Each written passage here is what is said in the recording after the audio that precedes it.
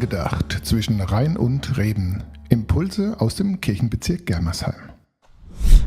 Hallo, heute bin ich nochmal auf dem Hörter Vogellehrpfad. Da war ich ja im April schon mal, vielleicht erinnern Sie sich noch. Und damals habe ich hier dem Konzert der Vögel zugehört und rundherum war alles sattgrün.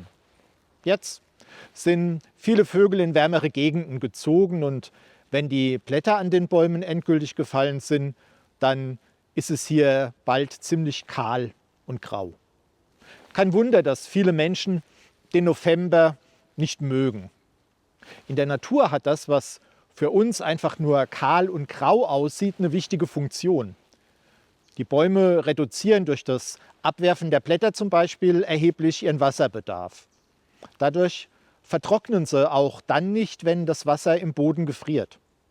Und außerdem werfen sie mit den Blättern gleich auch Schadstoffe ab, die sich dort angereichert haben. Und weil jetzt Pflanzen kaum Wasser aus dem Boden ziehen, kann das auch in tiefere Bodenschichten gelangen und diese wieder durchfeuchten. Es ist ja aber nicht nur das Grau in der Natur, weswegen der November einem nicht leicht macht. Das sind auch diese ganzen Gedenktage. Am 9. November die Erinnerung an die Reichspogromnacht und die Opfer von Judenhass und Rassenwahn. Dann der Volkstrauertag mit der Erinnerung an die zahllosen Gefallenen zweier Weltkriege. Dazu der Buß- und Bettag, kritische Anfrage, wo wir schuldig geworden und was wir schuldig geblieben sind.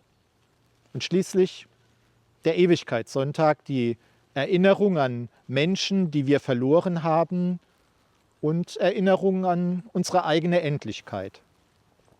Meines Erachtens haben diese Gedenktage eine genauso überlebenswichtige Funktion wie das Novembergrau in der Natur, damit wir kritisch bleiben gegenüber den Parolen, die mehr oder weniger prominente Persönlichkeiten tagtäglich über ihre Social-Media-Kanäle in die Welt schicken, damit wir uns unserer eigenen Verantwortung stellen für das, was um uns herum passiert, damit wir uns unserer Grenzen als Menschen und der Verletzlichkeit nicht nur unseres eigenen, sondern jedes menschlichen Lebens bewusst bleiben und so handeln, wie das der Prophet Micha schreibt.